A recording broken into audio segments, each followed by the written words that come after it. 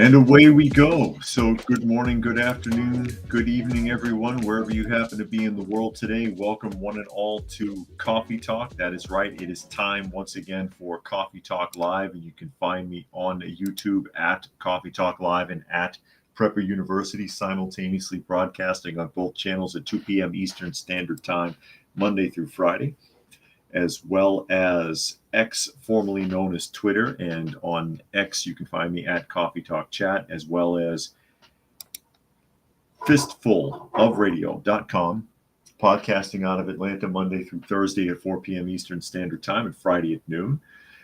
And of course, I do read through as many of the comments as is reasonable for the benefit of those who may be listening and not able to see, so that you can keep up with the conversation. And I'll go ahead and acknowledge some of the people that have joined us here so far today. I see Dragon is here. Chillin' Dave is here. Rodney is here from New Zealand. Boogers is here thus far, as we get ready to, again, jump off into the news, taking a look at some of what is going on in the world today, having a little bit of discussion, so on and so forth. I see Helter has joined us here today. Glad you could make it. And we're going to jump to where? To California, I think, here in a moment. Dusty, what are you doing? Are you behaving yourself? Yeah. Dusty is in the room being obnoxious. She was trying to climb the wall there a minute ago. I see Dilo is here, as well as Shadow Worker. Glad you could make it today. And we'll go ahead and get started opening up our first article of interest, and that, of course, is University of California and the raids that have been taking place there, because as you are well aware, I'm sure most of you, with the various protests that have been going on around the globe, not just in the United States, but in other countries as well. I know that, the University of Sydney is having a lot of trouble with protesters and threatening to shut them down because they've had about more than enough of the protests, as it were. But arrests taking place, and this particular article is from Axios World. Arrests at University of California, Irvine, as UC union authorities strike over Gaza protests. Yeah, so police and riot police and sheriff's department and everybody else went down there to break things up because they've had more than enough. So pro-Palestinian protesters at the University of California, Irvine, were arrested as police moved in to clear an encampment on campus on Wednesday evening. The arrest came hours after the union, representing some 48,000 University of California graduate students and other academic workers, voted to authorize a strike over crackdowns on pro-Palestinian protests on campuses in recent weeks, citing free speech and student safety concerns. The university said in an emergency update that the college contacted local law enforcement after a group of several hundred protesters entered the UC Irvine campus and surrounded the physical sciences lecture hall, and the college declared a violent protest. Excuse me. So it says here, where are we? Okay. An amnesty of students and faculty who've been arrested due to protesting the Israel-Hamas war, free speech rights, UC divest from Israel or companies that support the country, disclosure of all funding sources and investments, and empower researchers to opt out from funding sources tied to the military or oppression of Palestinians.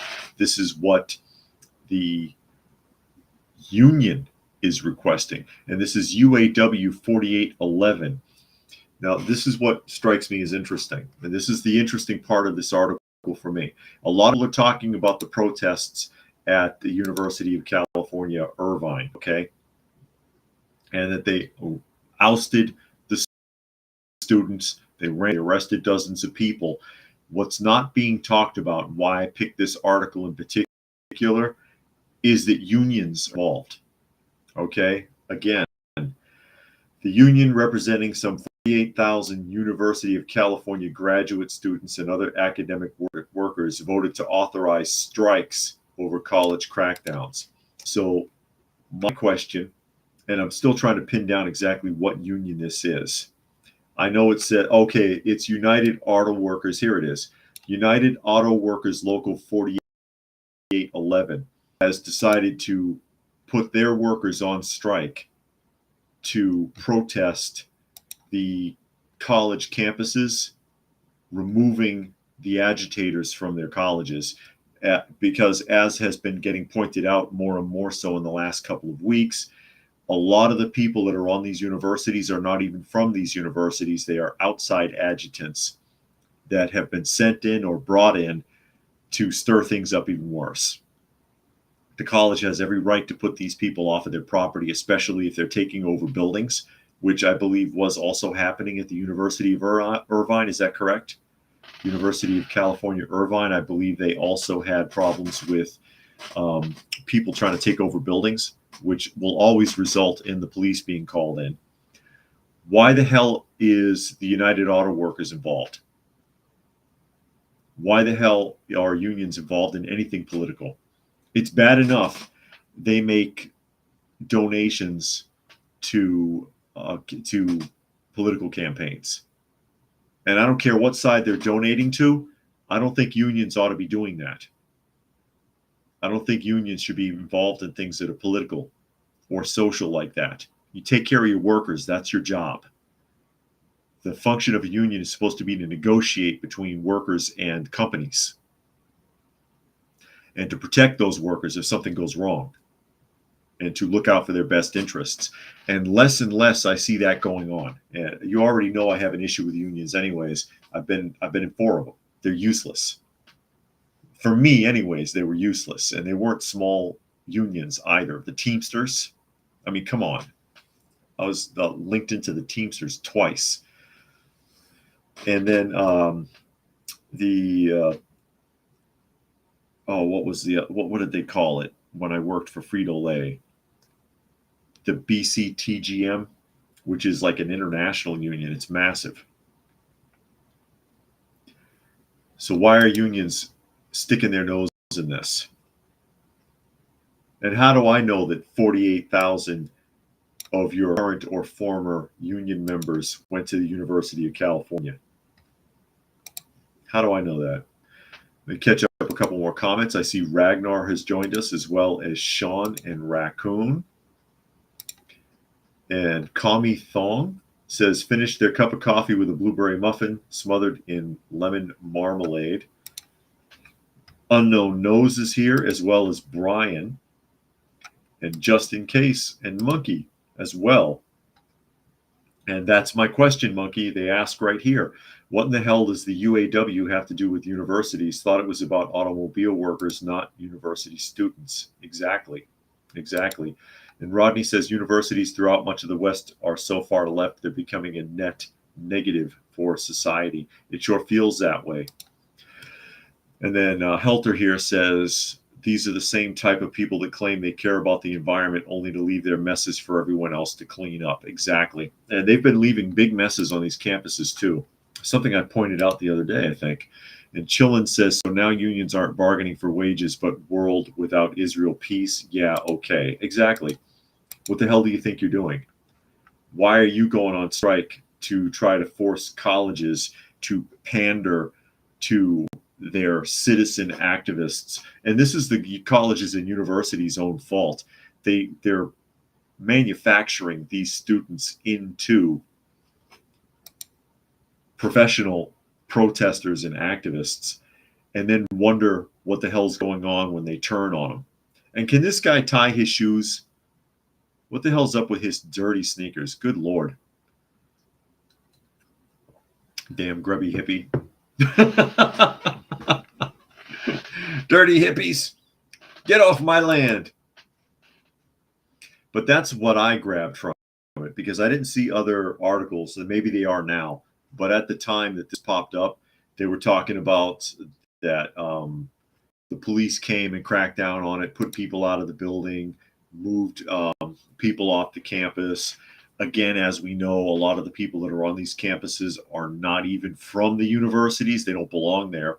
And apparently there was violence there because of alleged counter protesters who also were not from the university fighting fighting. They had people, the protesters and the counter protesters were fighting with poles and throwing things, and just all kinds of craziness was going on.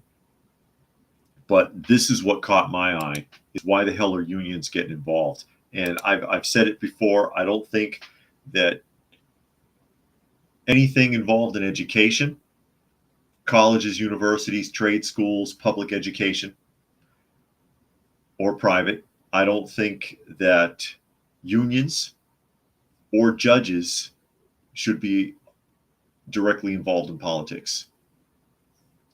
I think it causes problems. I think it causes a lot of problems. It causes a lot of problems because there's too much temptation there. There's too much opportunity there for these people to earn a living on the side, to get a little graft, to get backdoor money for stirring up mess. Just in case says they got their notification at 1:30 and 2. Well, that's good. At least you're getting the notifications. I haven't been getting mine in the last like almost a couple of weeks now. Nature Nerd says Value Entertainment made a video explaining how the U.S. government has laws that hiding thousands of energy efficient patents because it would hurt the energy industry. Really interesting. Okay. And Raccoon says, how come the chaos that George Soros funded isn't considered terrorism? And I've debated that before when I first started talking about Soros and his involvement a couple of weeks back. It's like, why isn't this a threat? You're going to tell me that Trump having a non-disclosure agreement with a porn star is a threat to our democracy, but Soros paying agitators to whip up garbage at universities isn't. Yeah, that's exactly my point. That's what you're going to tell me. And you wonder why everybody is so up in the air about Trump. Everybody's so excited. Everybody's walking on air. Oh, I hope he gets elected again. Even people who don't like him, who didn't vote for him the first time, are like, yeah, you know what? It's ridiculous. And I see Carrick has joined us here today. Glad you could make it. Always happy to have somebody aboard on the live streams. But yeah, again, the bottom line question, what the hell are the unions doing involved with that? And I don't think they should be allowed to do that. I don't think they should be allowed to be involved in politics. There's too much opportunity for corruption of the unions. There's too much theft goes on in a lot of these unions anyways. I've read a bunch of stories about unions stealing money, or people in the union, higher ups in the unions, authorities in unions, misappropriating funds. There's a ton of that kind of stuff on the show American Greed. Really interesting docudrama, American Greed. There's been several episodes about big union bosses stealing hundreds of thousands, millions of dollars from their union workers. And then Chillin says, and telling folks to strike. Yeah, they're going to make them go on strike. Make them go on strike. And Just in Case says, please, good old Bill C. had Monica paid off and snuck around in the White House. The trial is a joke. Yeah. And he's paid off people before. And one of them, I can't remember who it was, got like $800,000. $800,000 for a non-disclosure from Bill Clinton. Like, good Lord. She must have had a lot to say. A lot to say.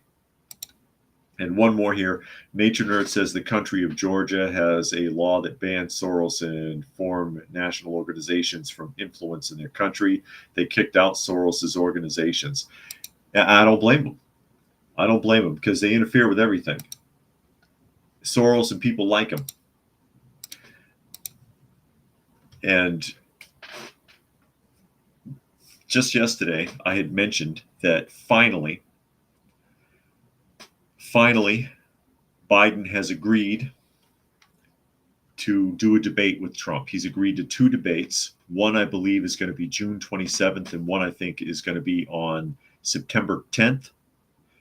And the first one is going to be on CNN, and the second one is going to be on ABC News. And this was at Biden's insistence. Trump has been asking for debates. They've been refusing, but now they've agreed to debate on their terms. And this is unheard of, the things that they've requested for. One, if he's going to be on CNN and then ABC, he's in his own territory because they're going to kiss Biden's ass anyways. Two, that there would be no audience present. And this is something that Trump is not happy about at all, but he was like, if this is the only way I'm going to get to debate the guy, I'm just going to have to suck it up. When have you ever seen a president debate with no audience? Nobody. And that's just, that's a bad formula. That's so that he can't, to try to prevent him from embarrassing himself too much. We'll see how well that works out. Well, since that has happened, now Harris has to jump in, and that's what this is about, the Associated Press. Harris accepts debate invite to face off with Trump's VP pick, which may come at the convention. So I don't think an official vice president pick has been announced yet on Trump's side. But of course, now Harris has to accept because Biden did. So there you go. Vice President Kamala Harris has accepted an invitation from CBS News to debate former President Donald Trump's vice presidential pick this summer. The Biden campaign said Thursday, as the Republicans said he might wait until his party's convention in jury to announce his selection. Harris's team told the network she would debate in studio on Tuesday, July 23rd or Tuesday, August 13th, and encouraged the Trump campaign to agree to one of those dates for his eventual vice president pick. The Trump campaign didn't immediately comment on the debate invite. Trump, in an interview with TMJ4, taped from New York, said there was a pretty good chance he would announce his vice presidential pick at the GOP convention in Milwaukee, which will begin on July 15th rather than before. Quote, I don't say anything is 100%, but you're going to get pretty close. I'll be doing it in Milwaukee. We're going to have a great time. We're going to have a great time. I don't know if CBS is good either. I don't know if CBS is a good choice either. Unfortunately, though, as much as a blithering idiot as Harris comes out to be, all she has to do is say a couple of cuss words and smack her lips and roll her eyes, and people will vote for her because they don't know any damn better. Let me catch up a couple of comments here real quick. Nature Nerd says CNN president debates for Trump is a trap. Yeah, it is.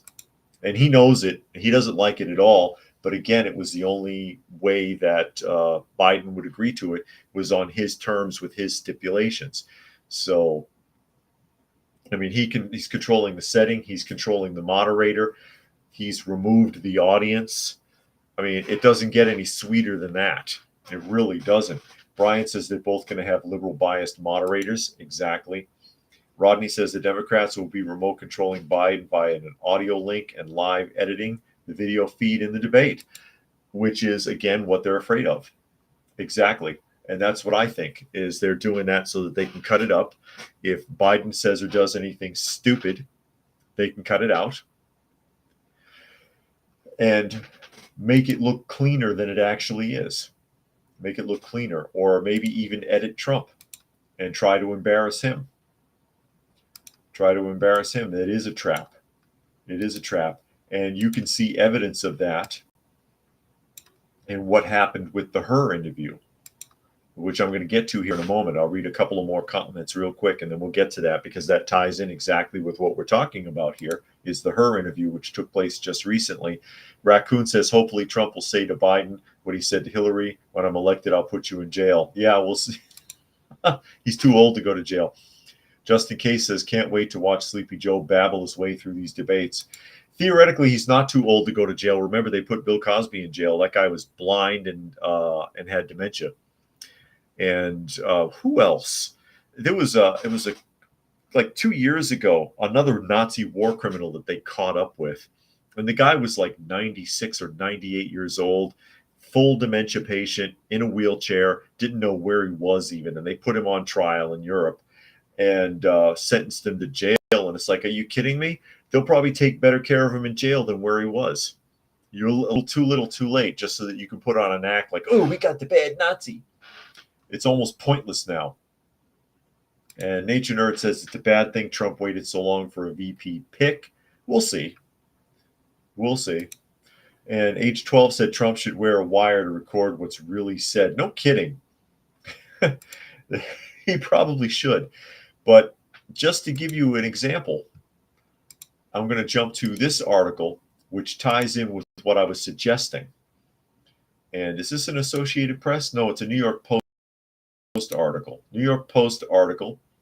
White House blocks the release of Biden's special counsel interview. They're censoring the audio. So there you are.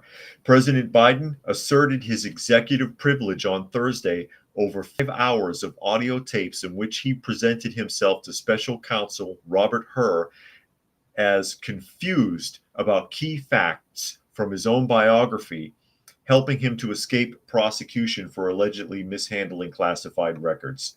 The 81-year-old president also barred Congress from hearing the tapes of ghostwriter Mark Zwonizer allegedly confessing to investigators that he deleted incriminating recordings of Biden discussing classified information after Zwonizer learned of Hur's probe. The unique characteristics of audio recording raised particularly pronounced concerns about chilling future cooperation, according to Attorney General Merrick Garland, and he wrote that in Wednesday's letter, urging Biden to block the tapes from release. So he was interviewed. It was a 5-hour interview. He blithered his way through it and made stuff up and accidentally confessed to a couple of things, and then turned around and used his executive privilege to block access to that information, is basically what this says. Garland wrote that the release, quote, would raise an unacceptable risk of undermining the department's ability to conduct similar high-profile criminal investigations, even though transcripts of the interview in question have already been released. Yeah, but you know, those transcripts, it doesn't quite give you the same impression as watching him talk. It says White House counsel Ed Siskel wrote to House Republicans that the absence of a legitimate need for the audio recordings lays bare your likely goal to chop them up, distort them, and use them for partisan political purposes. Unbelievable. It says here an alternative theory postulates that Biden may have been deployed a strategic bathrobe defense and exaggerated his own confusion to avoid accountability for hoarding classified records for decades, including from his 36 years as senator and 8 years as vice president at his Delaware home and pre-presidency D.C. office. I see. That's a long time. That's a lot of classified documents that he had standing around in his garage, huh? Wow. As part of an investigation by special counsel Jack Smith, Trump 77 faces 40 charges and up to 450 years in prison for allegedly mishandling classified information after leaving office in January of 21. Seems fair. Seems fair to me. Same thing. Apples and oranges, right?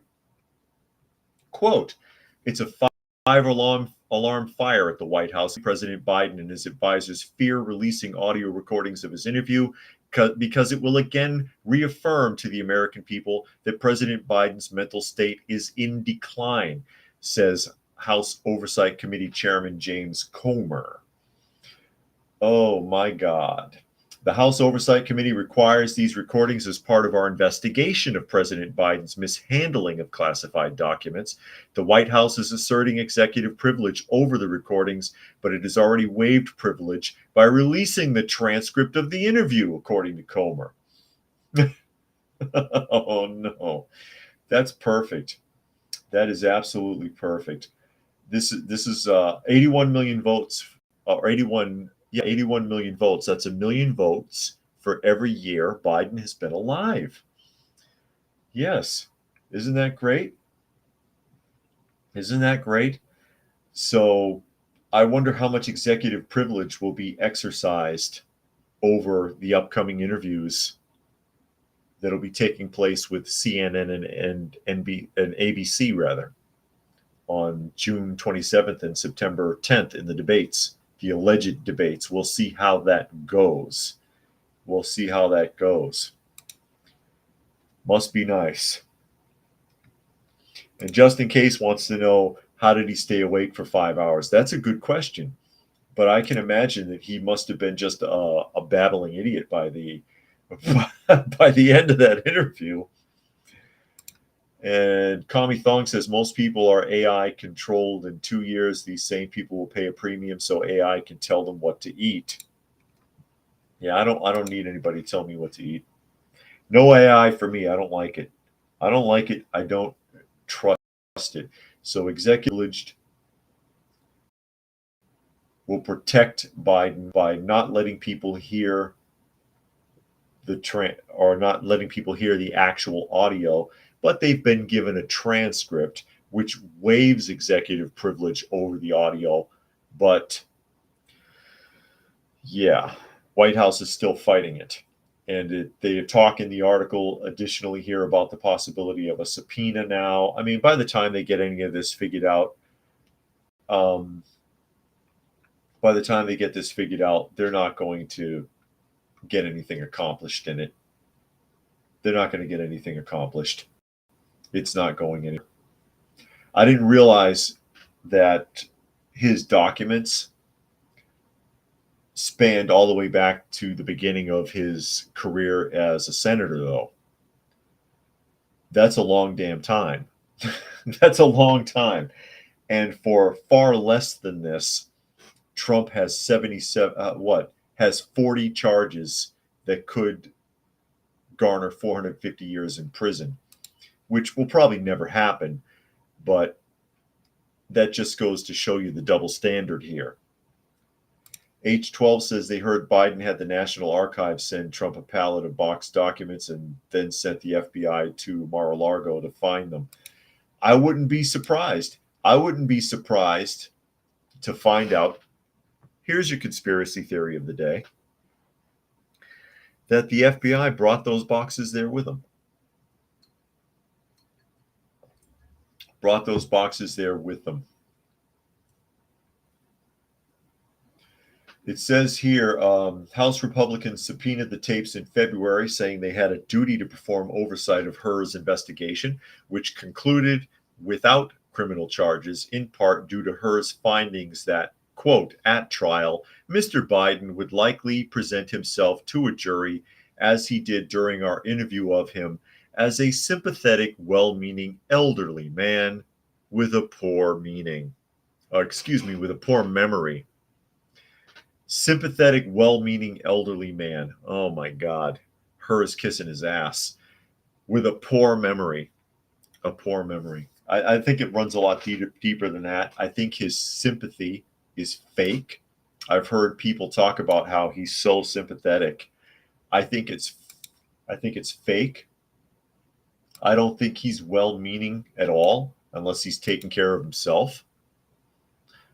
I don't trust him. I think him being in the presidency was a mistake.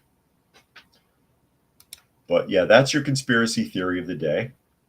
That the FBI, and what do you think about that? It's plausible. The FBI could have brought boxes with them. We don't know.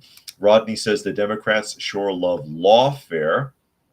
And Sven says Trump had the right to take the documents. Joe didn't. And that's the main argument. From what I understand, he didn't have anything he wasn't entitled to, Trump.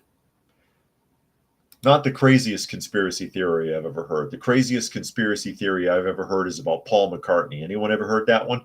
Raccoon says everyone talking about Trump screwing a porn star while in the 90s, when Biden was a senator, he was accused of rape by a secretary, which is worse.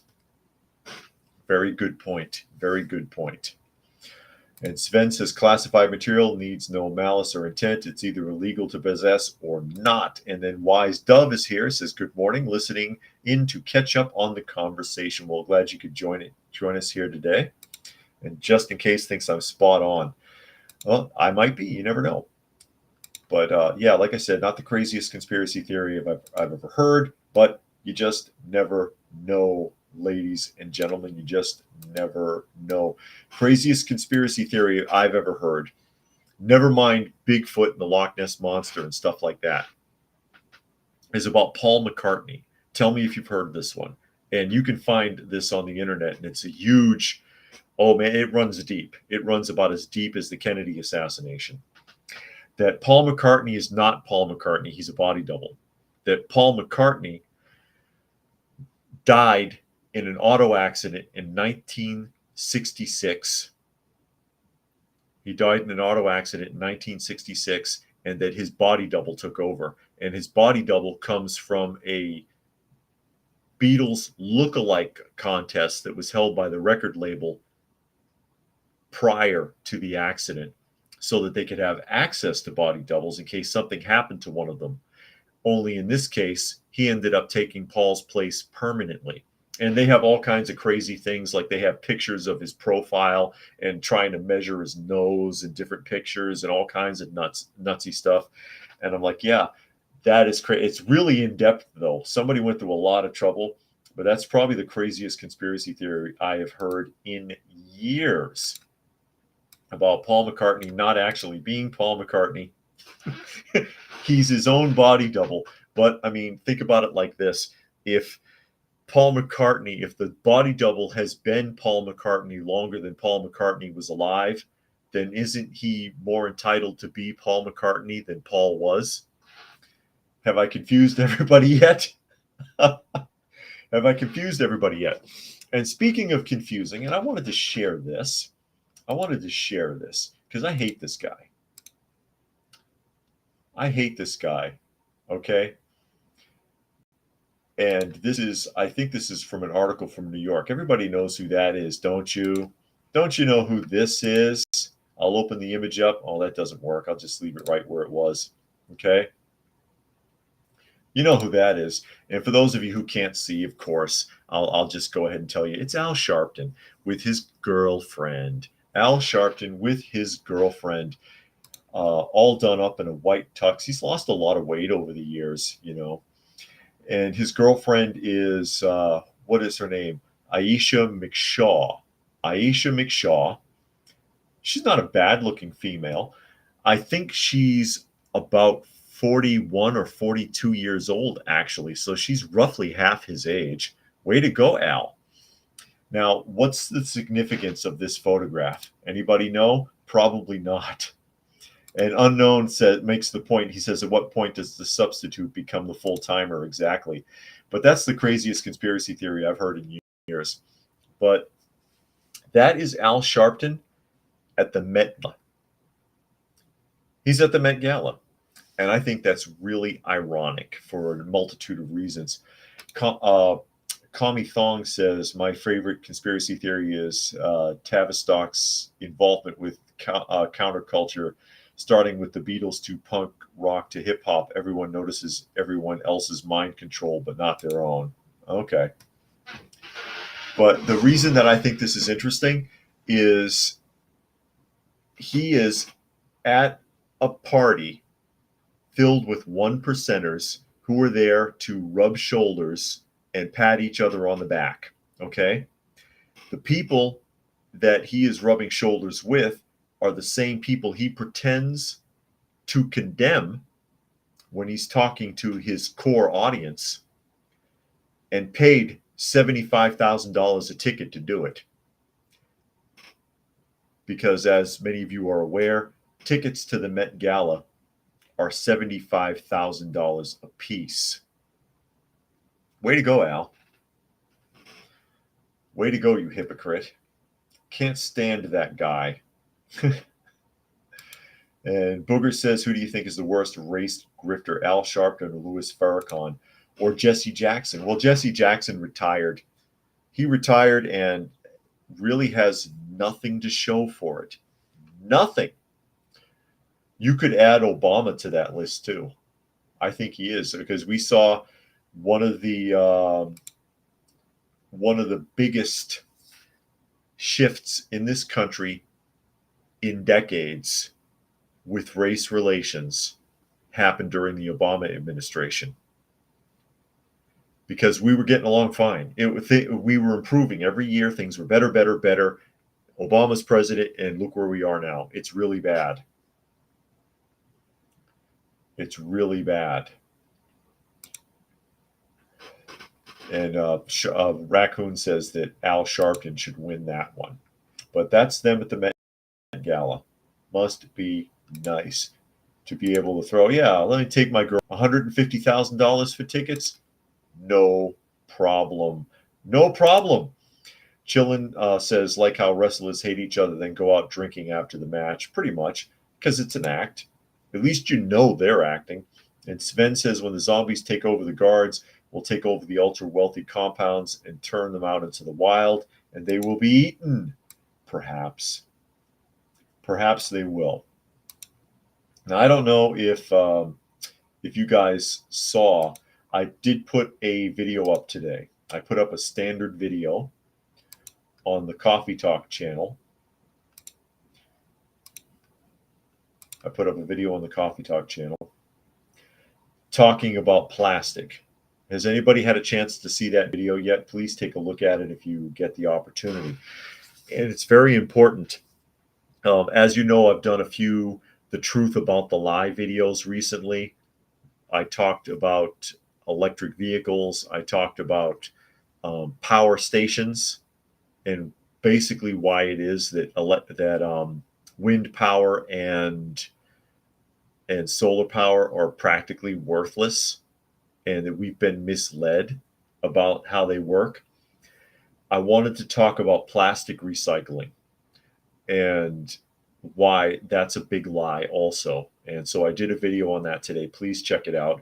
And I use government websites, particularly the EPA, to demonstrate that. And it's pretty important. Unknown Knows says they missed it and they'll find it. Yeah, it's the very last video I just put up. Essentially, what I'm explaining or describing in that video is that we've all been lied to for the last 50 years about plastic recycling, because plastic cannot be recycled. How many hundreds of billions of dollars has the government spent on plastic recycling? And I'm not kidding. You can't recycle it. It's non-reclaimable. It's not. And you could type that in your whatever you're on right now, Google or Bing or whatever, how many times can plastic be recycled? And it will tell you, depending upon what type of plastic it is, up to 10 times. But the most common types of plastic can only be recycled a maximum of once. A maximum of one time. And there's hundreds of different types of plastic, but for consumer goods, purposes of consumer goods, there's only basically 7 primary types that we use every day. 7 primary types that we use.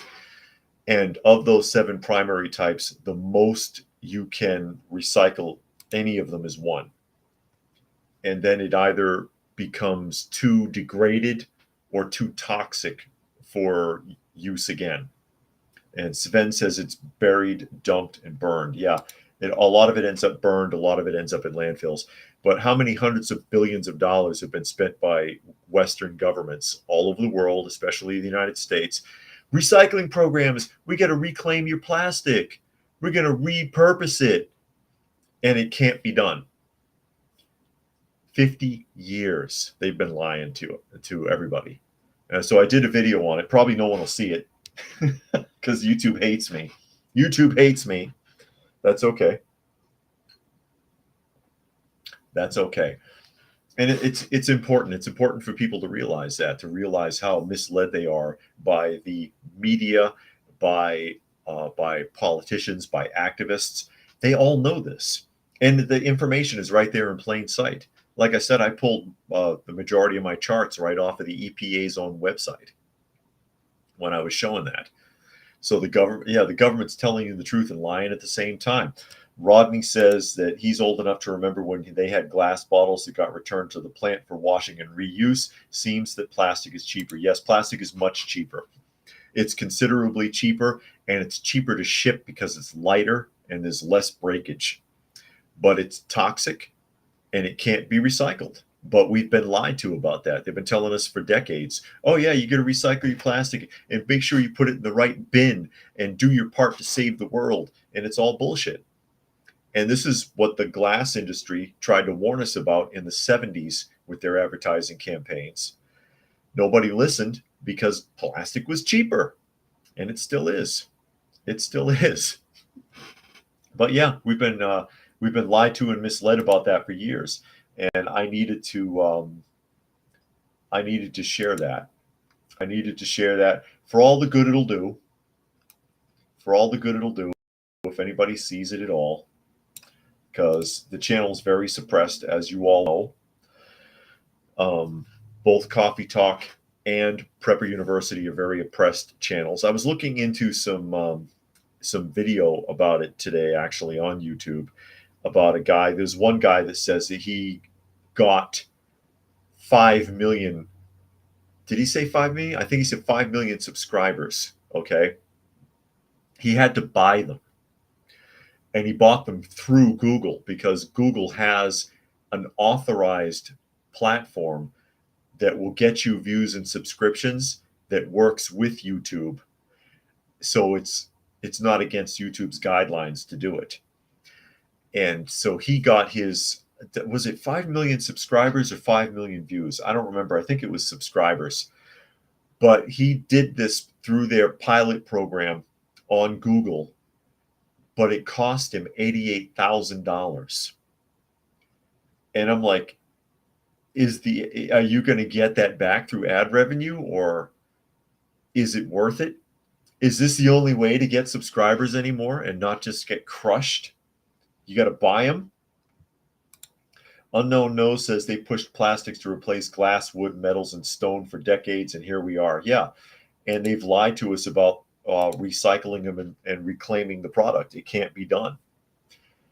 I demonstrate again through those same charts, and according to the EPA and their statistics on landfills and reclamation, that for years, the average amount of plastic that can be recycled comes to about 4.5% of what, and the rest of it ends up in landfills or burned. They have never even gotten close to 5% reclamation, going all the way back to when the programs started. Brian says, Mr. Burns and nature said nature should have thought of that. What thought of that? She beset us with droughts, floods, and poison monkeys. She started the fight for survival, and now she wants to quit because she's losing.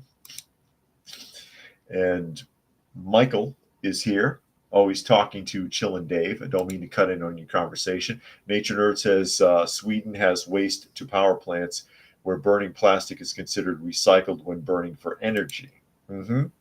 But then burning plastic is toxic. So then there's that concern. So you burn plastic and it's toxic. So much for global warming. So much for climate. Because that's a lot worse. Burning plastic is far worse than the exhaust from your vehicle. Believe it. Shifting here to an article from The Hill, and this is important, and this is another huge pet peeve of mine because it ties into public schools. Court rejects parents' attempt to opt their kids out of alphabet inclusive reading assignments. And by alphabet, I mean alphabet mafia, and you know what that means. A federal appeals court rejected a bid from a group of Maryland parents to require Montgomery Council Public Schools to allow them to opt their children out of lessons that involve LGBT inclusive material. A divided 3-judge panel of the 4th U.S. Circuit Court of Appeals affirmed a lower court decision denying a preliminary injunction on the basis of the parents had not yet demonstrated how the country's Board of Education book policy would infringe on their right to free expression of religion. 3 sets of parents who are Muslim, Jewish, and Christian, along with the parental rights organization, sued the Maryland school district after it said it would no longer allow parents to opt their children out of lessons that used a slate of newly approved Alphabet Mafia inclusive books. The parents argued that the books contradict their sincerely held religious beliefs about marriage, human sexuality, and gender, and that the lack of an opt-out policy violates their children's First Amendment rights to free exercise of religion. Now, we had talked about this some time ago, and the problem was that the Maryland schools and other school districts, you can opt your kids out of certain classes, and the school boards voted to remove the parents' rights to opt their children out of classes because upwards of 90% of the parents were opting their kids out of classes that were connected to LGBT studies, which is the majority of the parents. So they took away the parents' rights. The parents turned around with the advocacy groups and sued the schools and lost. And so they pushed it to their Supreme Court in Maryland and still lost. And this ties into what I've been warning people about the whole time that I've been doing videos and doing podcasts. As a parent, you have no rights over your children in public school. The public school assumes parental rights for your children, and you sign it away when you sign those kids into these schools. You have no rights. It's part of the in loco parentis. I brought that up before. In loco, L-O-C-O, in loco parentis. Not loco as in crazy, but loco as in the place of, because we're using Latin. So in the place of the parent, which is originally meant in the United States to be a safety buffer for emergencies. Your kid is running around in the school, trips, falls down a flight of stairs and breaks his arm. They can't get a hold of the parents.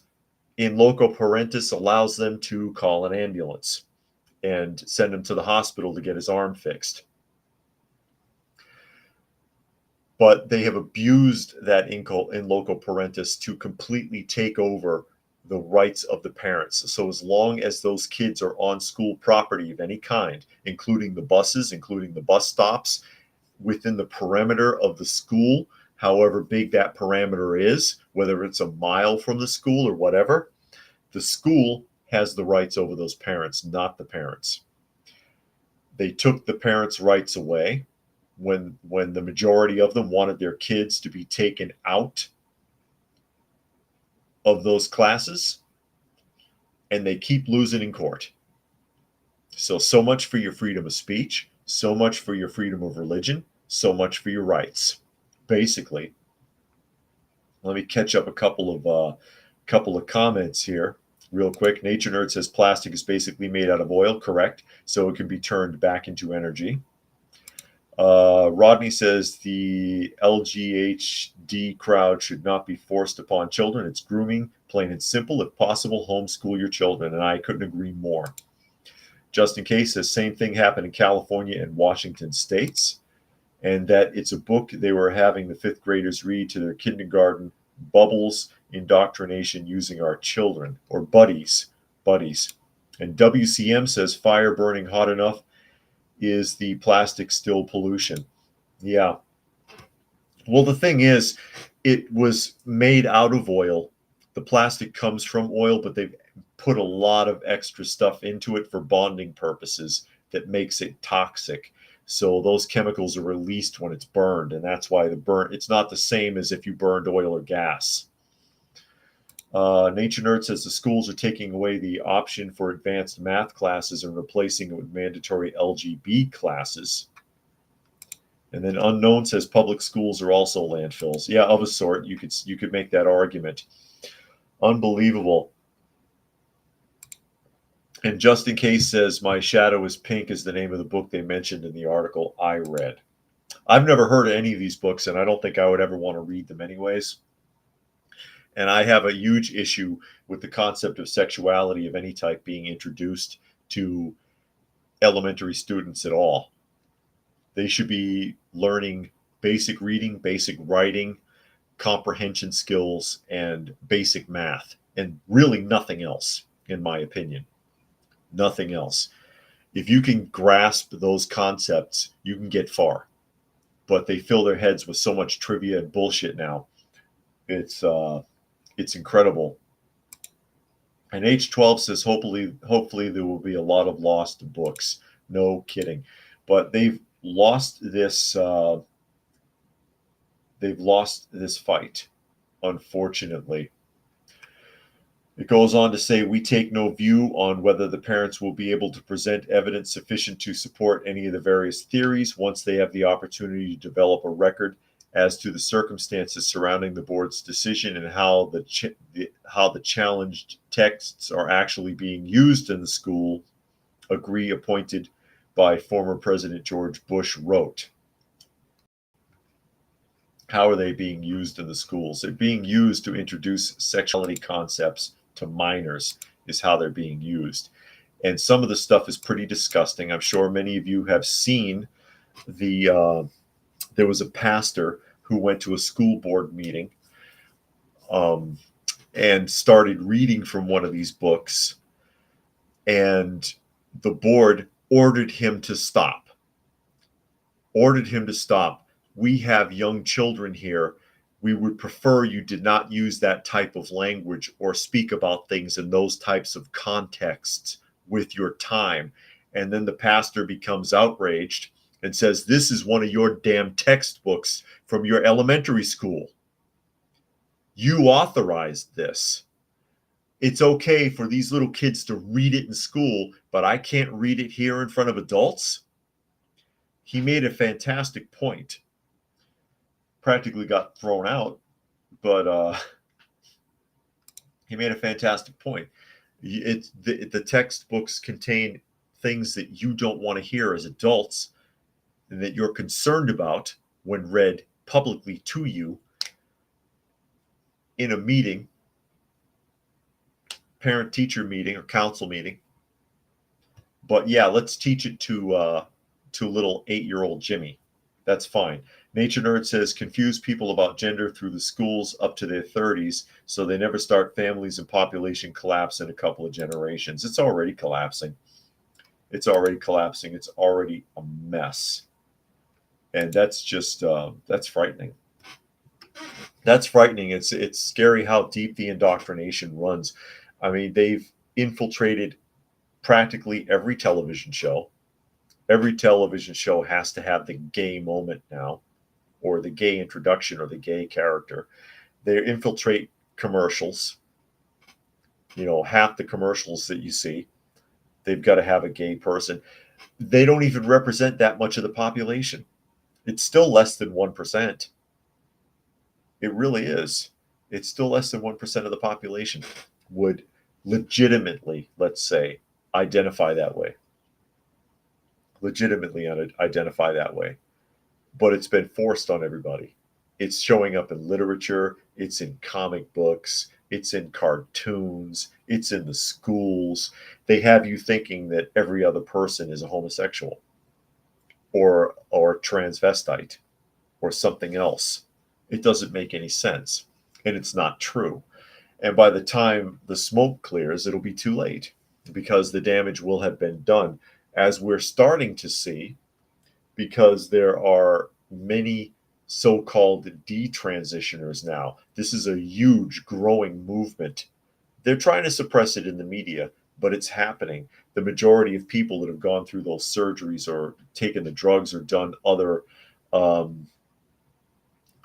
things to alter themselves because they've been convinced that they're not the gender that they were born with or whatever, are going through detransition because they realize they've been lied to, and they've been hurt, and they've done irreversible damage to their bodies and to their psychological situations, to their psychological condition.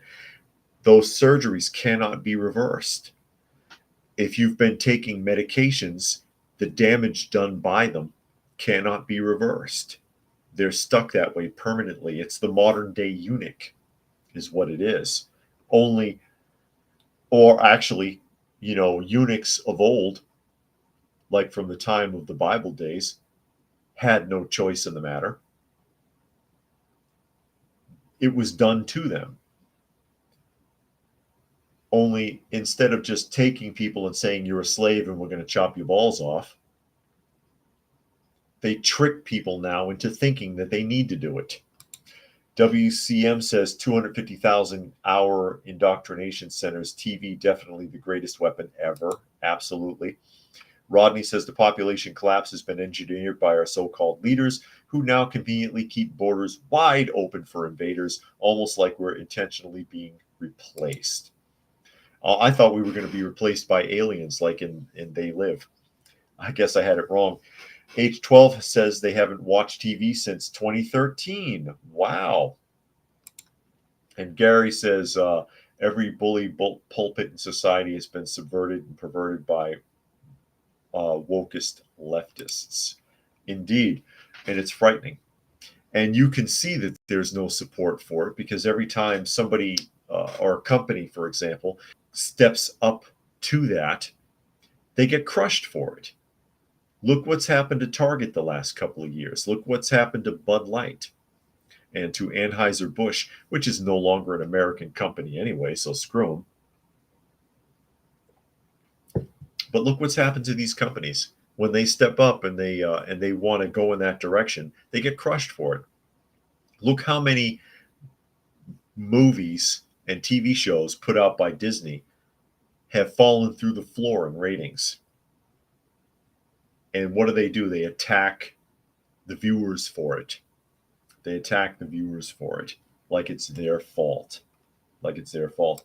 And Zane is here, late to the party, but that's okay. That's okay. Michael says no TV since 2010. Was just in the hospital very recently. Perused the TV for 30 minutes. Every commercial that had a white guy, he was always portrayed as the dummy. Yeah, I've noticed that too. The white guy is always a blithering idiot. Or he's really rude and crass. I've noticed that as well. My wife and I, we don't really watch modern TV at all. We have a huge DVD collection and we watch a lot of classic programming, 60s, 70s, and 80s mostly. Oh, and Rodney made a donation to the channel. Thank you, Rodney. Always appreciated. He says, here's a couple of bucks towards the cause.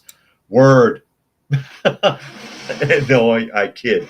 But yeah, always appreciated, and of course goes a long way towards helping us with our shelter pet situation, as we do take care of a lot of animals. Trying to get a couple rehomed right now. Unfortunately, the person we normally work with at Halo House is very ill, and has not been able to help us recently with getting any of them rehomed.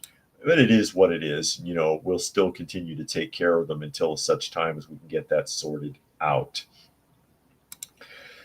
But yeah, I mean, everything in our society, everything in Western society, not that it doesn't happen in other societies, but everything in Western society seems geared towards trying to manipulate everyone by hook or by crook. Brian says they hate modern TV.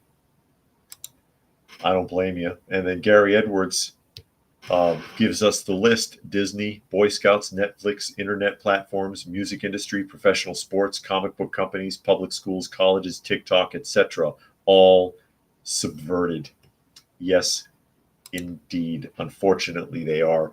And we're kind of stuck. A lot of people don't even realize they have a choice. A lot of people don't even realize that they have a choice in the matter. You can just turn that stuff off. You don't have to watch it. There's plenty of vintage programming out there. You can get the discs. There are channels out there where you can watch vintage programming, although you might still be subjected to modern commercials, many of which are pretty bad. But with that, I will go ahead and start wrapping up as we are at the top of the hour. So again, you are listening to and or watching Coffee Talk. And you can find me in the live portion on YouTube Monday through Friday at 2 p.m. Eastern Standard Time. And that is at Coffee Talk Live and at Prepper University. Please do subscribe there and follow there. Again, you can also find me on X, formerly known as Twitter. So if you use that platform, it is at Coffee Talk Chat, as well as fistfulofradio.com, podcasting out of Atlanta Monday through Thursday at 4 p.m. Eastern Standard Time and Friday at noon. Special thanks to Rodney, who made a donation to the channel today. Always helpful, always appreciated. Thank you, everyone else who was able to join us here today. Hope you got something out of the conversation.